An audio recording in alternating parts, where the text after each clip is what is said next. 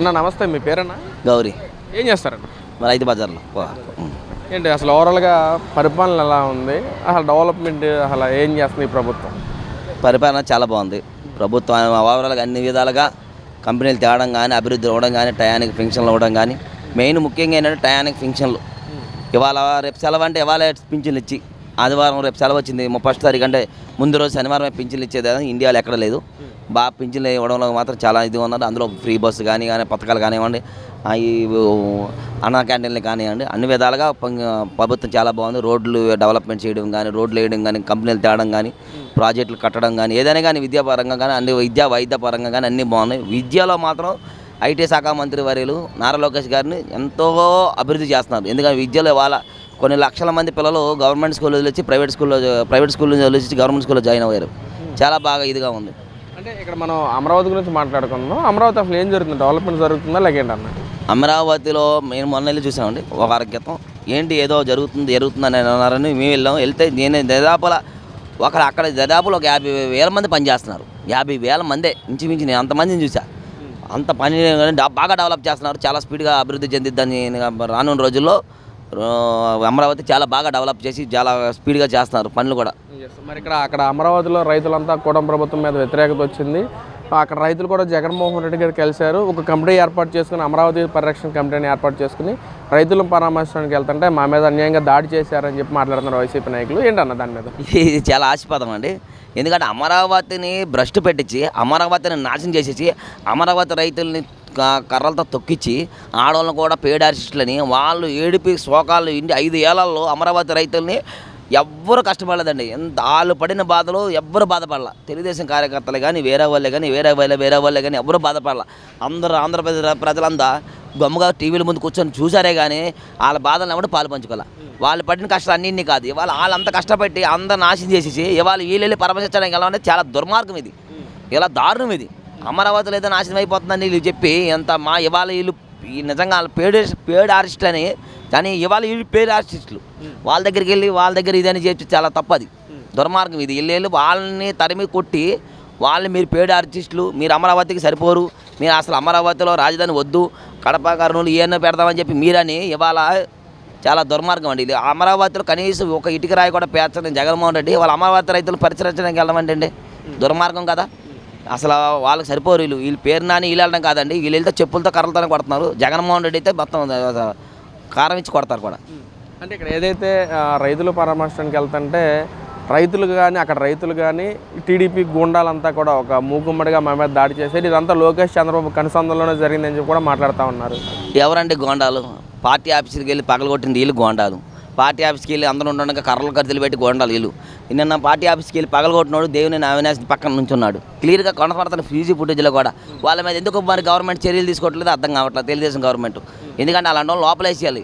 Land ఆర్డర్ని control లేకుండా చేపిస్తున్నారు అంటున్నారు. ఈ లాండ్ ఆర్డర్ని వీళ్ళు వెళ్తున్నాడు 15 జీపులు 20 జీపులు వేసుకుని వెళ్ళి అక్కడ వీళ్ళు రచ్చ చేస్తున్నారు. వీళ్ళు లాండ్ ఆర్డర్ను వద్దంటూనే లాండ్ ఆర్డర్ని కంట్రోల్ లేకుండా వీళ్ళు నాశనం చేస్తున్నారు.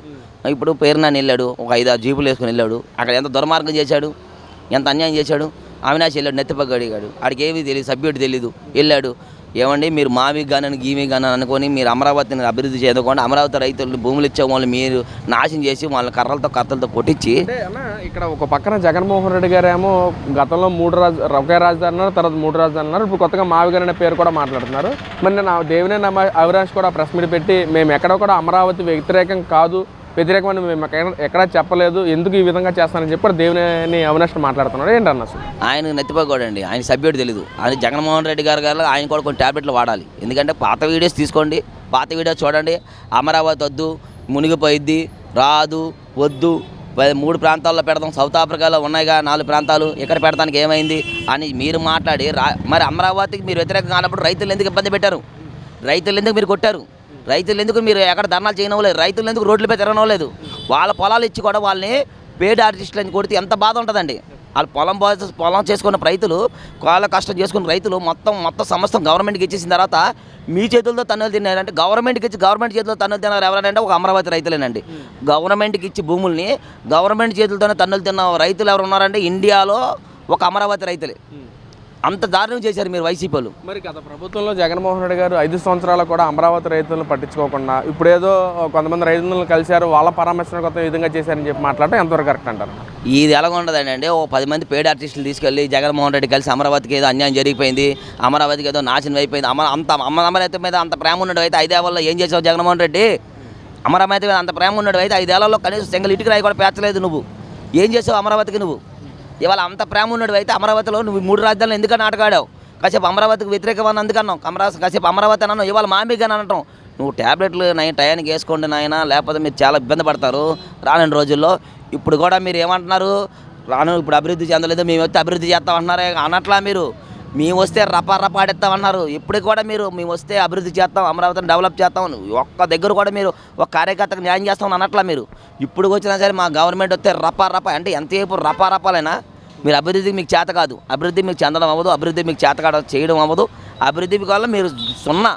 పోయినసారి లిక్కర్ మాఫియా, ఇసుక మాఫియా, విద్యా మాఫియా, వైద్యం మాఫియా, అన్ని మాఫియాల్లో మీరు ఏలు పెట్టేశారు, అన్నీ గెలిగేశారు. ఇవాళ మీరు చేయడానికంటే ఏమీ లేదు. చేస్తున్న గవర్నమెంట్ అంటే శుభ్రంగా చేయనియండి అయ్యా. ఎందుకు వచ్చిన ఏదైతే జగన్మోహన్ రెడ్డి గారు మాట్లాడారో పూర్తిగా మద్యపాన నిషేధం చేసిన తర్వాత ఓట్లాడుతారని చెప్పి మహిళలకు పెద్దవారు అని చెప్పి మాట్లాడారు. ఇప్పుడు అదే మద్యపానంలో కొన్ని వేల కోట్లు కూడా దోచుకున్నారు, కొంతమంది కూడా ఎలిగేషన్స్ కూడా చూస్తున్నారు, కొంతమంది అరెస్ట్ చేసిన పరిస్థితి ఏంటన్నా? దాని మీద ఫైనల్గా లిక్కర్ స్కామ్ మీద మీ ఒపీనియన్ ఏంటి? లిక్కర్ స్కామ్ అనేది పెద్ద స్కామ్ అండి. గతంలో ఏం చేశారంటే లిక్కర్ నేను వచ్చిన తర్వాత గవర్నమెంట్ నేను గెలిచిన మొత్తం మద్యపానం నిషేధం చేస్తాను. ఇదే జగన్మోహన్ రెడ్డి సీసీ కెమెరాలు కూడా ఉన్నాయి, చూడండి కావాలంటే ఆడియోలు ఉన్నాయి. ఇప్పుడు ఇదే చేస్తానని చెప్పిన తర్వాత విచ్చలవిడిగా లిక్కర్లు బాపీ చేశారు. అది కూడా డబల్ రేట్లు.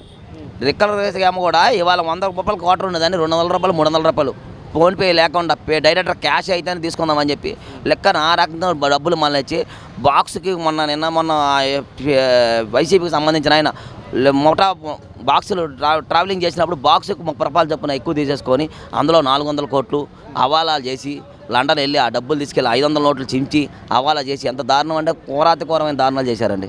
ఎక్కడ మాఫియాలో బేబచ్చమైన మాఫియా జరిగింది. అంటే ఎంత జరుగుతున్నా సరే మళ్ళీ మేమే అధికారం చేపడతాం, వచ్చాక ఎవరిని వదిలిపెట్టమని చెప్పి అంటున్నారు కదన్న. ప్రజలు నమ్ముతారంటారా?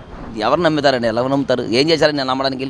ఓ రోడ్డు వేసారా, ఒక ఇల్లు కట్టారా, ఒక గృహం ఇచ్చారా, ఒక ఉచిత వైద్యం ఇచ్చారా, ఉచిత బస్సు ఇచ్చారా? ఇవాళ 3 గ్యాస్ సిలిండర్లు, ఉచిత బస్సు ఫ్రీ, బాబు షూరిటీ భవిష్యత్తు గ్యారంటీ అని చెప్పి 6 పథకాలు అమలు చేసుకొస్తున్నారు గవర్నమెంట్. ఇంకేముందండి ఇందులో ఏమైనా తేడా ఉన్నదా? ఇదే ప్రభుత్వం డెఫినెట్గా ఇదే ప్రభుత్వాన్ని ఇంకొక 40 ఏళ్ళు 50 ఏళ్ళ పాటు ఇదే ప్రభుత్వం కొనసాగిద్దండి.